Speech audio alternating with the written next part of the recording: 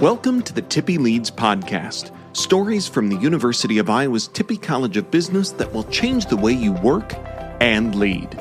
I'm your host, Nick Westergaard. I teach at Tippie and lead our Story Lab program. Each season of Tippie Leads, we focus on a grand challenge in today's changing world of work. This season, we're looking at how you can be the CEO of your life. Previously, we talked about thinking like an investor and managing the trade-offs that come with pursuing your dream.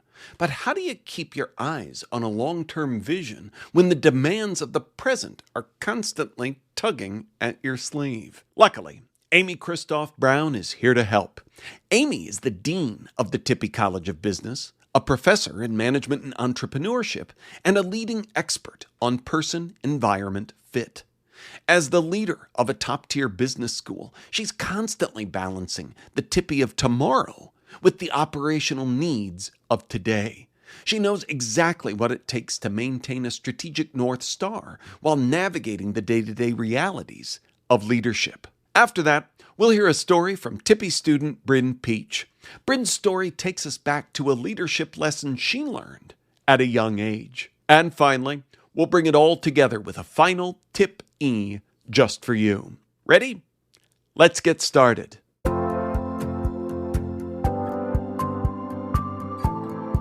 So this season on Tippie Leads, we've been exploring the idea of being the CEO of your life. As you look at the next generation of business leaders coming through Tippie, what are the specific self-leadership skills you believe are most critical for them to master? Thank you, Nick, first of all, for having me here and for spending some time talking about a topic that I enjoy a lot, which is leadership. I specifically thought about this question from the perspective of self-leadership, because I think that's a very unique angle on this. It's thinking about how do you lead yourself before you begin thinking about how are you leading others. And so as I contemplated the question, my response on that is that one of the biggest skills I think that leaders have in terms of self-leadership is the capacity to regulate your energy levels and do it in a way that you are available and you are kind of full capacity to lead whatever it is that you're leading, whether it's a group or an organization. One of my favorite articles was an old Harvard Business Review article. It was called The Making of the Corporate Athlete. And it was solidly published 25 years ago, back in the early 2000s.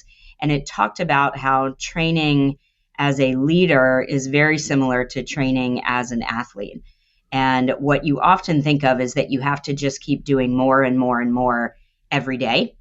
And the more and more and more every day leads to burnout, leads to, in athletes, it leads to injury. It can lead to physical illness. It's not the best method for actually training for high performance.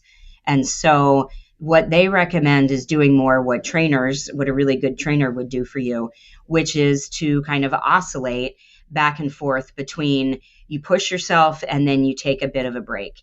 And then you push yourself a little further and then you take a rest. You push yourself a little more. So you're always building capacity, but you're building it by also giving yourself time to decompress. And I think that allows a leader to continue to focus, to continue to push forward, but to do it in a way that they don't burn out as an individual. And that's critical for bringing your whole self to work or to your whatever it is, whether it's a group or a team. If you can't bring your full self to work because you're depleted and your resources are gone and you're burned out and you're struggling to keep your enthusiasm up, it's extremely hard to lead other people. That's really interesting that you mentioned the idea of the corporate athlete and the comparisons there. Just this morning, I did a workshop for our Hawkeye football team. And sitting in the back afterwards, as I was talking to people, was one of the sports psychologists. And we were chatting, and she said, "Yeah, a lot of connections with what you were just talking about, and our athletes training as well." So I think that's thinking of it in terms of energy regulation, I think, is something that, as I look back on the episodes we've recorded, I'm not sure has come up, because usually we tend to think in terms of what are all the things that I need to add, that I need to start doing, instead of not only resource management, but internal resource management too. Yeah, and I think, maybe energy management's not the best term for it. I'm sure there's a great term, but it's about being able to continue to give back to yourself in ways that you're going to be able to be available to people. Being a leader is an extremely stressful role. You have a lot of decisions to make. You have a lot of people relying on you, and they are also relying on you to be optimistic and to be positive and forward thinking.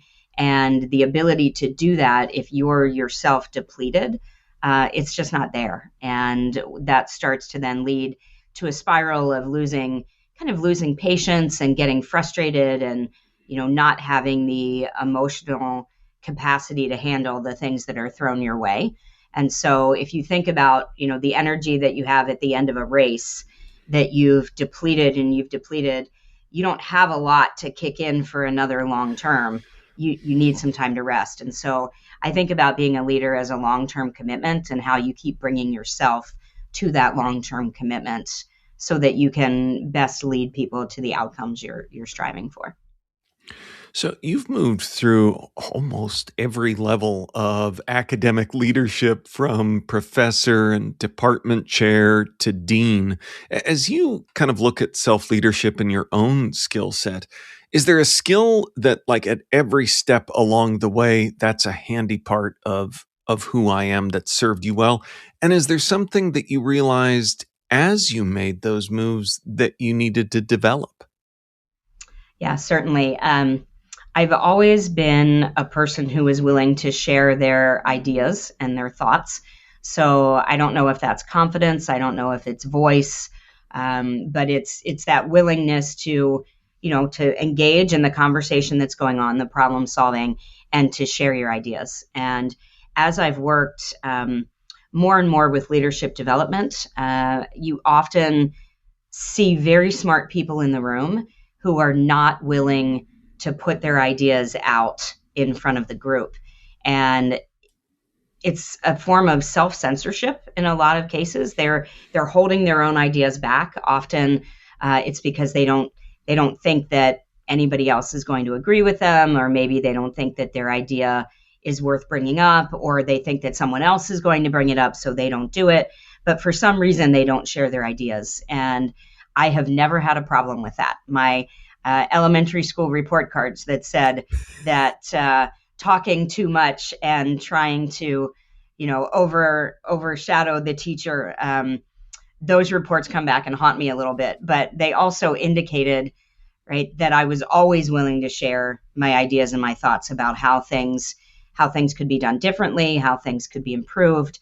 And so I think that is something that for a lot of people, it comes very naturally to me. But for a lot of people, I think they really struggle with that, and that feeling like they deserve to be heard is just not really something that I ever think about. I just figure if I have an idea, I should share it. If it's a bad idea, people will tell me and they'll move away from it and they'll move on to something else. But I don't ever struggle with not being willing to share the idea. So that one's always kind of been with me.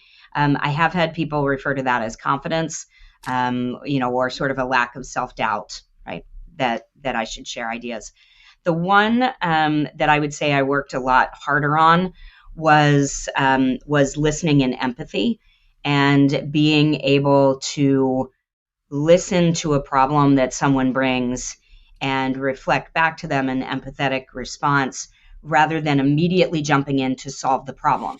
Because my immediate reaction is, oh, I think I know what to do about that. And maybe that comes from the first one, right? That confidence, or that willingness to, like, I can make this better.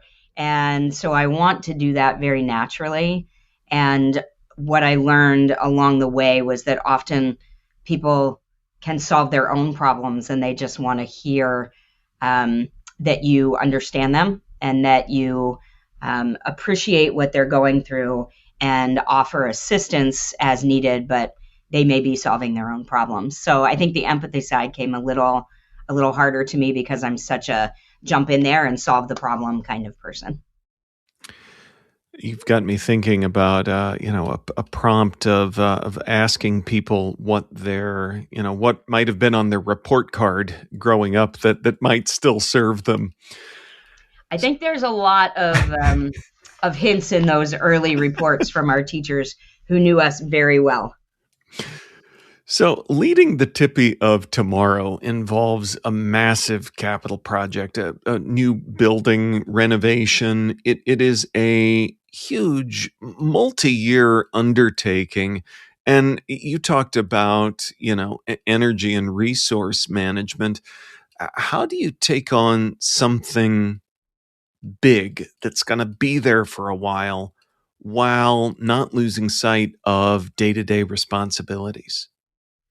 Yeah, that's a great question, because when I started this job 5 years ago, we were not talking about building a new building. We weren't talking about an addition. All of that felt like something that didn't need to be done. We have a beautiful building, the Papa John Business Building. It is affectionately referred to by our older alumni as the new business building, but it has actually been here for 31 years. So the new business building, even though it is beautiful and it's been updated in a lot of ways, it's just not enough for us to be able to meet the needs of all of our growing student body. And so as we've been growing as a college, and our undergraduate population grew 47% in the last 5 years. So we have a lot of new students. We have a lot of new faculty and staff to work with those students, and we just didn't have the space. So it became clear after about 2 years into the role that more space was going to be needed. And we took on the task of saying, what should that space be? Do we want to build a brand new building? Do we want to try to take over different parts of campus that already exist? So you start thinking about the problem that's there to be solved, which is we need the space. And it became clear after about a year of trying and exploring different options that what we were going to need to do was to build some space, but to also do it in a way that capitalized on what we already had as our resources and resources that were on campus. So for those of you who know the campus, the Papa John Business Building sits on a green space that also is shared by a very historic building, Gilmore Hall. And Gilmore Hall was built in 1910 and has served as a variety of different buildings, including the original law school building. And so we had the opportunity to take over that building, to completely modernize it and to connect it to the space that we already had. So I loved the fact that it was a sustainability project in the sense that we were reutilizing existing resources, but we knew it was going to take a lot of capital to make it happen. And that became very clear in our strategic planning that was going to have to become one of the biggest priorities. And when it comes to resource, this is not something that's being paid for by someone else. So we are getting university support, but it is predominantly a philanthropic campaign. And so that is one of the dean's primary responsibilities is to raise the resources. So not only was it plan the building and what we needed, working with the architects, working with our faculty, staff, and students, but it was also going out and raising the money for that campaign. So to make space, I had to clear off a couple of other things. I would say I've said no to a couple of additional projects that I've been asked to lead. I cut back a little bit on any other philanthropic work that I was doing in the community because I knew all of my attention had to be focused on raising resources for this building. And I do spend a lot of weekends working on this particular project. So some of it requires deep thought, and I can do that if I'm, spending 2 or 3 hours on a weekend poring over blueprints. It also helps to have a strong team that I've assembled around me that works with me on the projects. And we have a terrific project lead here at the university. Her name's Martha Stokes. I'll give a shout out to her. She's been wonderful at helping to shepherd that project through all of the intricacies of the university. requirements, which would be something that I just didn't have any skill for. So she's been a great partner. Our architects have been wonderful, and our teams, whether it's from our Tippie senators that we have serving on the building committee to our operating officers, our faculty liaisons, all of those pieces help make the decision-making easier. But it is a big piece, and I've had to clear some things out of the way to make it happen. I will say one of the benefits is that when I'm out speaking with alumni and they say, what's your highest priority? It always is at the top of the list. Partly because we're in a short time frame on this. We needed to raise the approximately $54 million in capital that we have to raise for the project. We needed to raise it in about a year and a half. And so it's been a very concerted, focused effort from a lot of great, talented people. So earlier this season, we started talking about vision and defining your vision. And vision's a big part of the leader's job. And as you talk about that, I almost wonder if there's an intersection between this huge project and your vision for the Tippie of tomorrow. Yeah, absolutely. When I started 5 years ago in this role, I articulated my vision as having the Tippie College be open for business. And so we've done a lot of things over the last several years that have done that, expanding experiential classes where students work with companies and real data sets, increasing our opportunities to work with companies in the region, adding a career services unit to our college so that we have a better pipeline to companies, because that's one of the key things they want from us is talent, and making sure that we're increasing our advisory board impact, all of those things to make us more open to business. So when it came time to plan the building, we knew we needed more than just more classrooms and more faculty offices. That would just be a vision for more space, and more space is not incredibly inspiring to people. But how could the new space that we added help us be more open to business was something that we've really thought a lot about. So in the new buildings, the new campus area, we will have a dedicated space for our career services team so that we can bring in companies more easily and connect them with students. We have dedicated space for our centers and institutes, which are a lot of the connective tissue between the academic programs that we run and what we're doing in terms of outreach to organizations. A great example is our Vaughn Institute for Risk Management and Insurance. That is a center that has just magnified our ability to bring in internships, guest speakers, do projects for the insurance sector. There's been a lot of outreach that's going on and back and forth. So we now have dedicated spaces in the new building for those types of things. And we've added innovation labs in the areas of communications, AI, sales, entrepreneurship, and then also student success. And so we've added lab space where we can really bring in companies, we can have opportunities to interact with them, and we can use AI in a way that we're bringing their problems and their people directly into these lab spaces to interact with our students.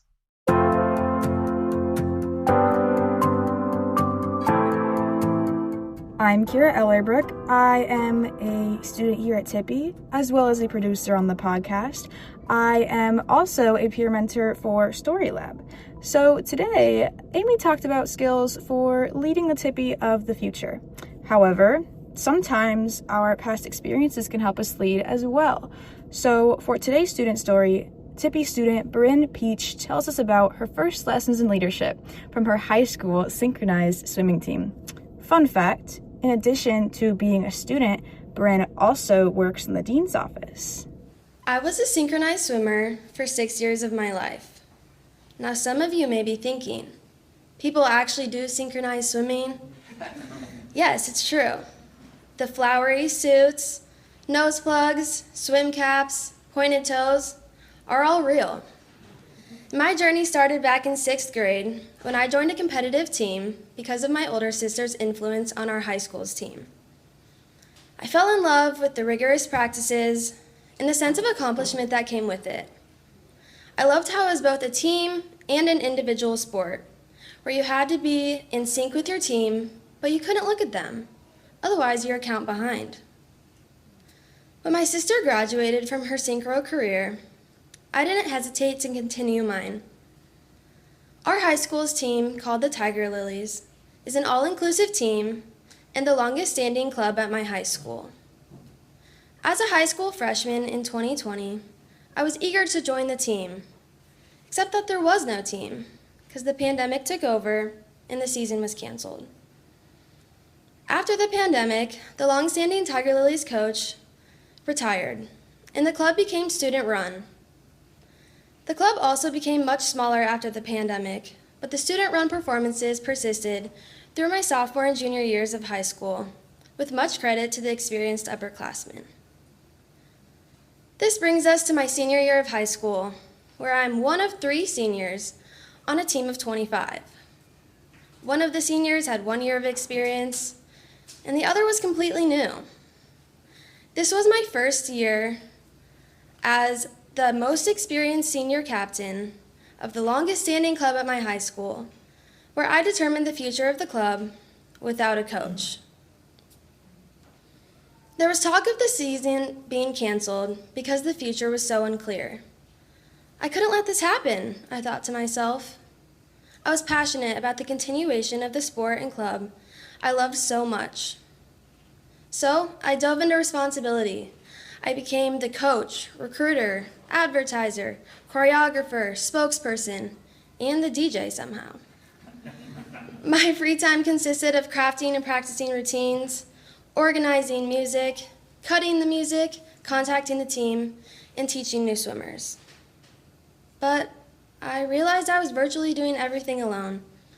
My fellow teammates tried to help when possible, but they were inexperienced about the niche sport of synchronized swimming. The parent board was helpful in many ways, but again, they had limits. The season was long and stressful, but show day finally arrived. The letterboard lit up our theme. Tiger Lilies, take it back, it said. The props, vibrant music, bright spotlight, and swimmer smiles made show day magical. The performance truly brought my hard work and vision to life. Truthfully, there were many challenges, and sometimes I asked myself if this was all worth it. Looking back, it is bittersweet, because I put all my effort and time into the club, and it was a lot of work. But I would say it was worth it. I felt so incredibly accomplished that I was able to create something far beyond my perceived capabilities and continue the lifetime of the club at my high school.